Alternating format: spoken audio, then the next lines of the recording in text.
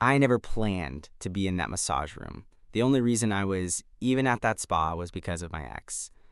We were supposed to do a couples massage as part of our fresh start. 2 weeks after I booked it, he ghosted me completely.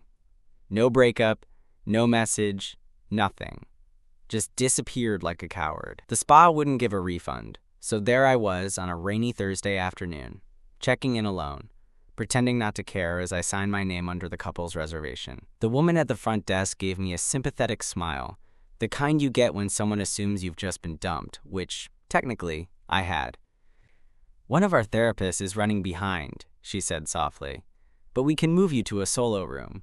You're with Marco, he just finished his last appointment."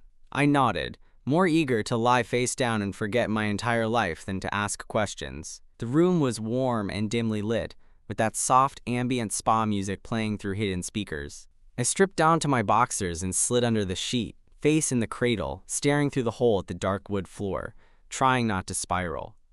That's when I heard the door open. Footsteps. Slow, measured. Then that voice. "Hey," it said, low and smooth but casual. "You must be Daniel." I looked up instinctively and turned my head slightly. The man standing by the table was definitely not what I expected. He was tall, probably 6 feet 2 inches, lean with defined arms, a sleeve of tattoos disappearing beneath the cuff of his snug black polo. His hair was buzzed close on the sides, a little longer on top, and his eyes were this ridiculous pale gray, almost silver under the soft lights. He looked more like someone who'd be on a motorcycle than giving massages in a high-end spa. "Marco," he said, offering a quick smile as he rubbed some oil between his palms. "You okay with deep tissue?" "Yeah," I mumbled, suddenly hyper-aware of how exposed I felt. He started on my shoulders, strong hands, precise, confident. I immediately relaxed into it, the tension in my back giving way like it had been waiting for someone like him to get in there and fix it. He moved slowly, methodically, saying nothing for a while, just letting the silence and the heat of his hands do all the talking. About 10 minutes in, I felt it. Not just the pressure of his thumbs, but something else. The way his hands lingered on the sides of my waist, the way his fingers splayed slightly when he moved down my lower back, brushing just along the waistband of my briefs. Maybe it was my imagination, maybe it wasn't. Either way, my breath caught. He noticed. "You tense here," he said, voice low again, closer to my ear now. I swallowed hard. Yeah, rough week. He didn't say anything for a moment. His hands paused, resting flat on my lower back. Then he leaned in, close enough that I could feel the heat of his breath brush the back of my neck, and he whispered, "Let me take care of it." Just like that. Just those 6 words. But it wasn't what he said, it was how he said it. Like he wasn't talking about the knots in my muscles at all. I don't know if it was the way he said it, or the way his fingers didn't move for a few seconds afterward. But I froze. Not out of fear. Out of awareness, of him, of me, of the fact that I wasn't in that massage room to get over someone. I was here, right now, actively trying not to fall apart under the touch of a man I had just met, whose voice had landed somewhere too close to my spine. Marco resumed the massage like nothing had happened. Except it had. The air was thicker now. Every stroke of his hands felt more intentional. He worked in silence, moving down to my legs, pressing deeply into the muscle, his fingers firm, his palms guiding. When he reached my calves, he paused again. "You run?" he asked casually. "Sometimes, when I need to clear my head." "You ever try running away?" he said, and his voice had a grin in it. I lifted my head slightly, turning just enough to glance at him over my shoulder. "Only from commitment." He laughed, quiet but real. "Same." His hand rested on my ankle a second too long before moving on. Then he said, "Flip over, when you're ready." I hesitated. That part always made me feel vulnerable. Even in normal massages, lying on your back while a stranger hovers over you with oiled hands. It's a weird amount of trust to give someone, especially when that someone looks like a tattooed Greek god and smells like cedar wood and warm skin. But I turned anyway. He adjusted the sheet with the practiced ease of someone who'd done it 1,000 times, keeping everything technically modest while still making me feel like I was laid completely bare. His eyes met mine for a moment, just a flicker, and he smiled again. Not professional, not flirty either. Something else. Like he could read what was going on in my head and didn't mind it. He started at my temples, working slowly down to my neck, his thumbs pressing just under my jaw. I exhaled audibly, eyes fluttering shut. I don't know how long I lay there like that, half floating, half aware, my brain going fuzzy at the edges, but then I felt him lean closer again. His hands rested lightly on my chest, grounding me. And then came the whisper. Not soft like the last one. Firmer. Deliberate. You've got a lot more to let go of than just tension. I opened my eyes. He was close. Too close. Not inappropriate. But close enough that I could feel the heat between us. What does that mean? I asked, my voice coming out a little raspier than I intended. Marco didn't answer right away. Instead, he slid his hand slowly back to my shoulders, grounding, soothing, but not entirely innocent. It means, he said, you're holding things no one ever taught you how to release. Then his hand stilled. And I can feel it. My throat tightened. I didn't know what to say. I didn't even know what I wanted to say. Was he talking about pain? About my ex?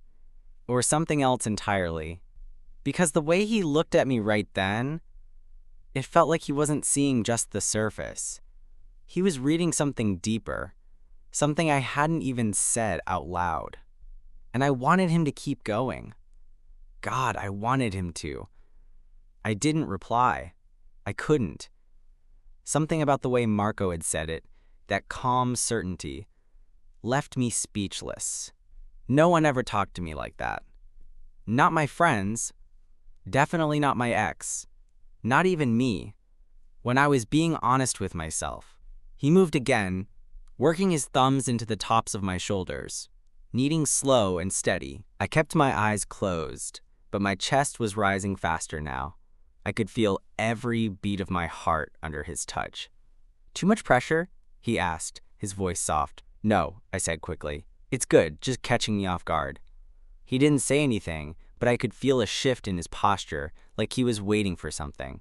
Like he was offering something more than just muscle work and relaxation. Marco shifted to my arms next, his hands wrapping around my biceps, then down to my wrists. When his fingers brushed over the inside of my palm, I flinched, just slightly. Sorry, I said. Don't be, he murmured, tracing a circle with his thumb over my palm. A lot of emotion lives in the hands. People forget that. I wanted to ask what he meant. But instead, I just lay there, breathing, letting him touch me like no one had in a long time. Carefully, with attention, like every inch of me mattered. He worked in silence again, and I got lost in it. My thoughts blurred. My body felt hot under the blanket, not from embarrassment, but from the weight of something unspoken. The massage wasn't sexual. It wasn't clinical either. It was somewhere in between. Something far more intimate. When Marco reached my chest again, his fingers moved slower. He wasn't kneading now. He was holding. Pausing, pressing down just enough to remind me he was still there. You're carrying heartbreak, he said suddenly, like he'd pulled it straight out of my ribcage. I opened my eyes, met his gaze. You're not wrong. Did he leave? Marco asked, quiet but steady. I nodded. Without a word, Marco exhaled through his nose. Coward, I chuckled bitterly. That's what everyone keeps saying. They're right. He looked down at me, his jaw clenched. You didn't deserve that. The room went quiet again, except now the air between us felt heavier, more fragile. I blinked up at the ceiling, willing myself not to feel anything. But then Marco leaned down again, closer than before, and said something I'll never forget. You don't need him to be wanted. It landed somewhere deep, somewhere I'd been keeping locked up, convincing myself I was the one who'd failed. That I was too much, or not enough, that being alone now was some kind of punishment. But Marco just stood there, hands warm on my chest, saying that one sentence like it wasn't even a question. You don't need him to be wanted. I swallowed hard. My throat burned. You okay? He asked gently. I nodded, unable to trust my voice. Do you want me to keep going? He added, but the way he said it, it wasn't just about the massage. It was something more, something that made me feel seen in a way I hadn't felt in months, maybe longer. And I said, yeah, please. He didn't move right away. Marco's hands stayed there on my chest, steady, grounding. I could feel the weight of them. Not heavy, just present. A quiet kind of touch, the kind you don't know you need until it's happening. Then slowly, deliberately, he started again. His palms slid down my rib cage, working the muscles around my sides. I shivered a little, not from cold, just from the way it felt to be handled like that. Like I was something worth holding. He didn't speak again for a while, and I was grateful for the silence. My thoughts were loud enough on their own. Every time his fingers traced over a new spot, a different memory surfaced. Moments I hadn't processed, things I hadn't allowed myself to feel. He reached my lower abdomen, and his movements slowed again. Not inappropriate, not crossing a line, but close enough to stir something in my gut that wasn't just about touch. It was about vulnerability. I turned my head slightly, peeking up at him. His eyes were focused, brow furrowed in concentration. His jaw was tight, like he was fighting the urge to say something, or maybe not say something. You always this intense with your clients? I asked, my voice low, teasing, but also not. He smiled without looking at me. Only the ones pretending they're fine. I let out a breath I didn't realize I was holding. Shit. Yeah, he said simply. Then he met my gaze. You don't have to pretend in here. I stared at him, trying to figure out what exactly he was offering. Comfort? Affection? Something more? Whatever it wasn't coming from a place of pity. He wasn't looking at me like I was broken. He was looking at me like I mattered, like whatever weight I was carrying was real. And worth helping with. He moved back up to my neck and shoulders, kneading again, slower now, softer. I could have fallen asleep, honestly, except for how alert I felt beneath the surface. Every nerve felt dialed in, like my whole body had tuned itself to his frequency. You ever talk to someone who really listens? Marco asked out of nowhere. Not lately. He nodded slowly, like he already knew. That's what I try to do, with my hands mostly. I smiled, eyes still closed. You're doing a pretty good job. He laughed under his breath. Yeah? Yeah. Another pause. Then, some people need to be touched, he said. Not just held. You know what I mean? I did. It wasn't about sex. It wasn't about romance. It was about being acknowledged. Being felt. And I don't know if it was the words or the way he said them, but something cracked open inside me right then. Maybe it was all the months of pretending I was okay. Maybe it was just the warmth of another human being who wasn't afraid to be close. But I whispered, before I even knew I was saying it. I haven't felt like myself in a long time. Marco's hand stopped, just for a second. Then he said quietly, You're still in there. And somehow, that ruined me more than anything else could have. I wanted to believe him, that I was still in there somewhere. But lately, it felt like I had been living in a version of myself cobbled together from whatever was left after the breakup. Like all the good parts got scattered when he walked out, and I was just trying to keep the lights on with whatever scraps remained. Marco didn't say anything else. He didn't need to.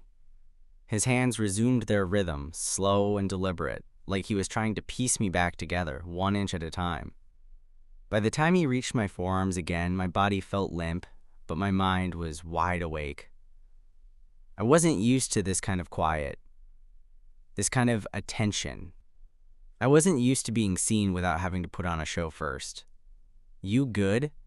He asked softly. I nodded. Yeah, I think so.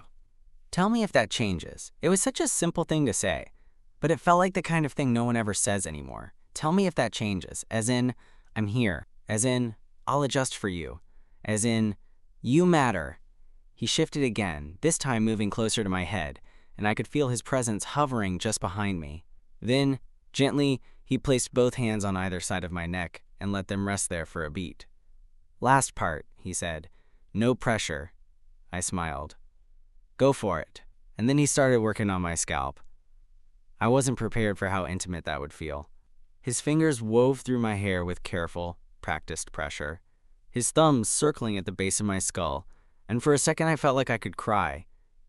Not because it hurt, not because I was sad, because it felt like he was touching a part of me no one had dared to reach in a long time.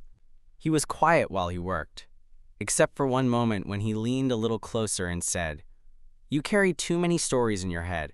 I opened my eyes, staring at the dim ceiling. What does that mean?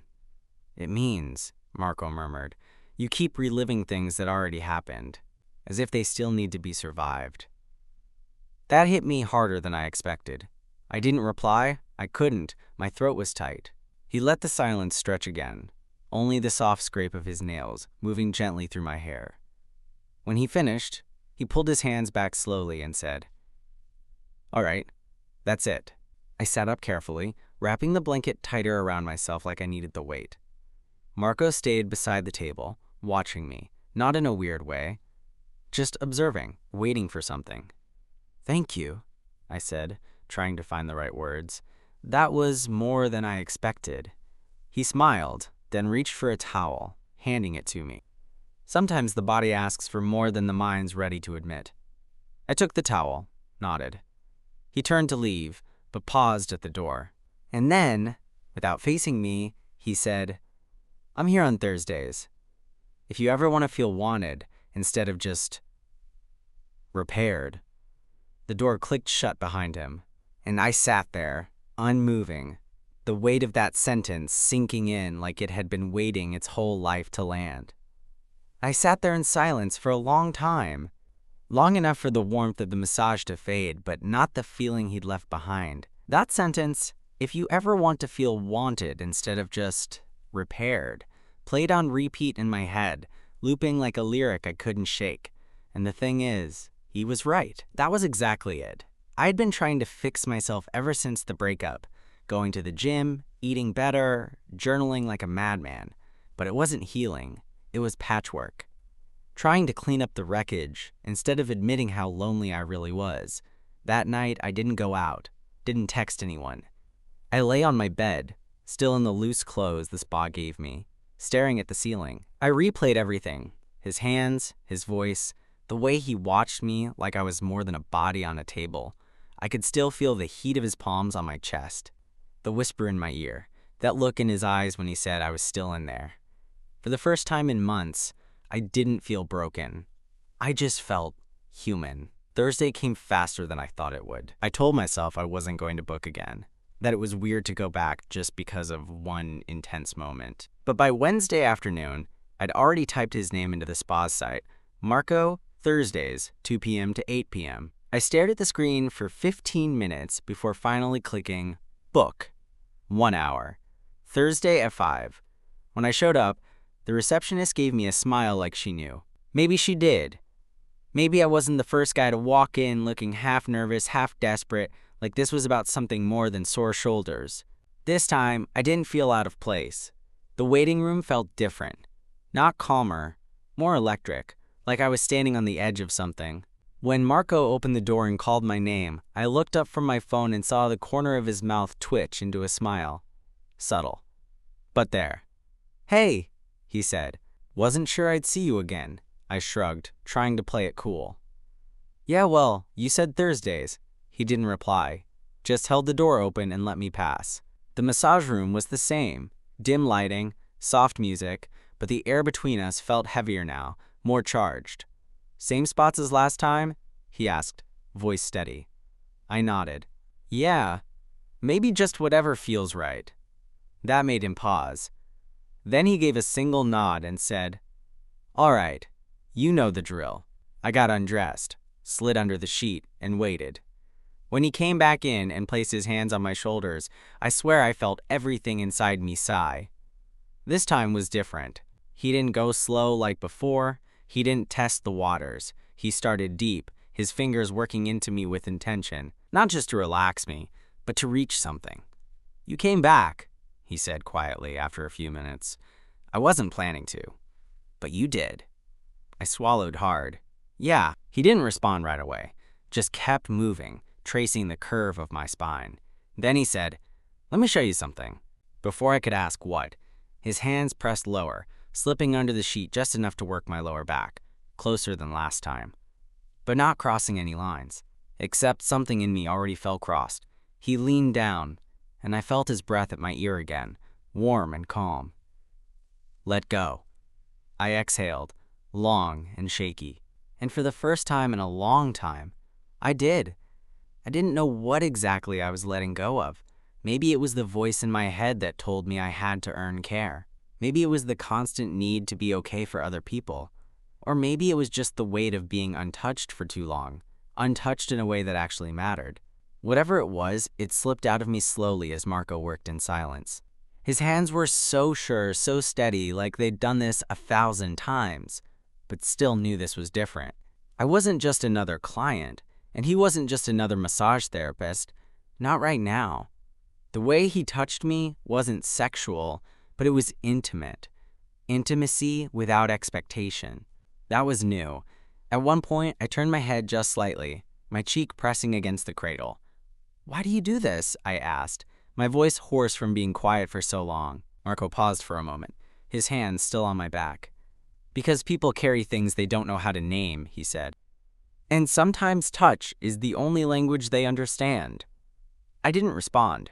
I just breathed. The next 30 minutes passed in this trance-like quiet, my body completely at his mercy, my mind slowly uncoiling.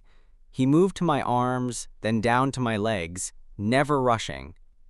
Every now and then, he'd rest his hand somewhere a second longer than needed, and I'd feel it.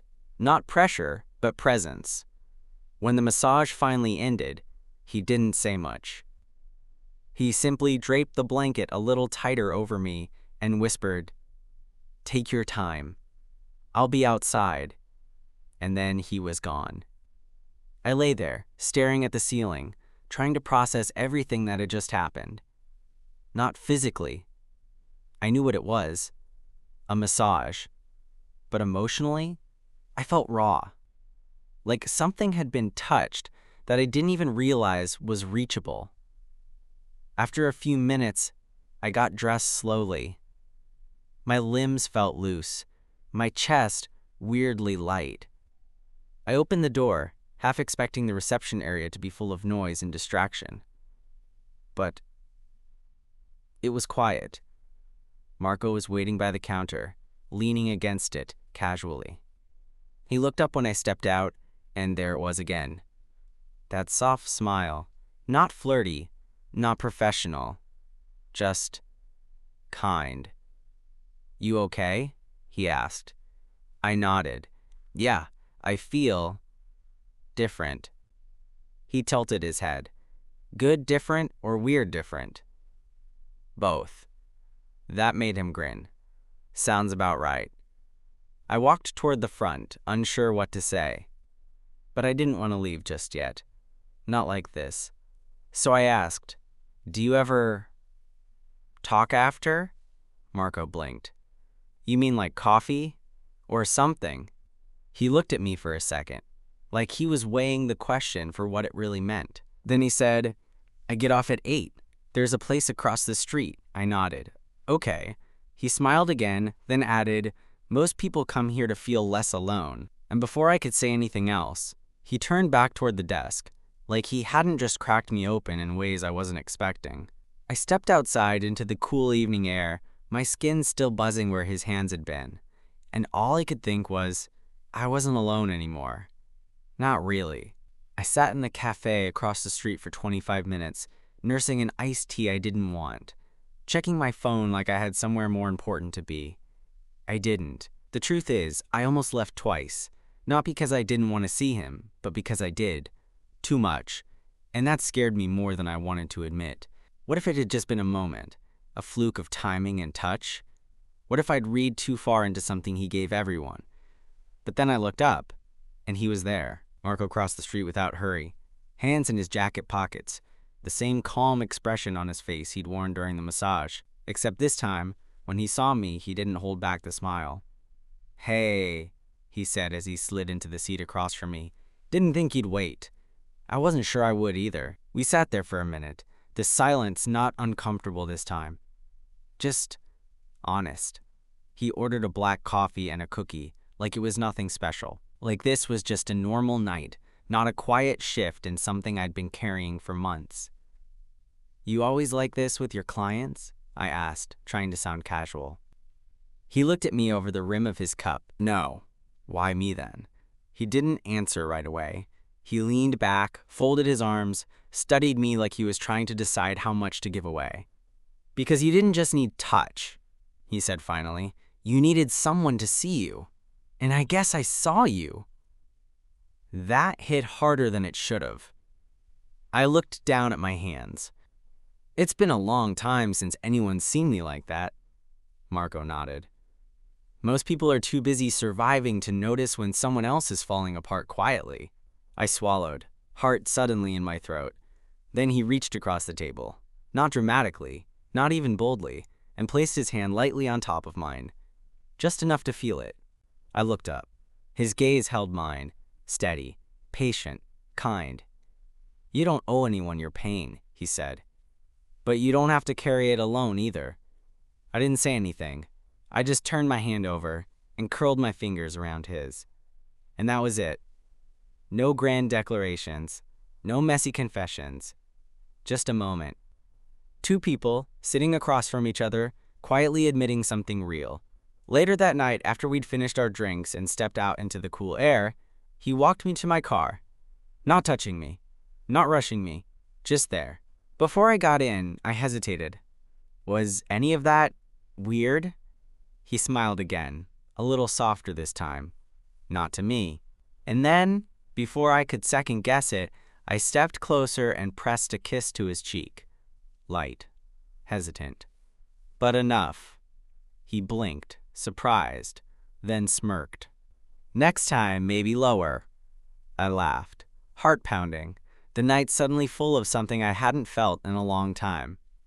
Hope. As I pulled away, he raised his hand in a lazy wave and said, "See you next Thursday?" I didn't hesitate. "Yeah," I said, "see you Thursday." And as I drove off, I realized something. He didn't fix me, but he made me feel like maybe I wasn't broken. And that was something I'd never forget.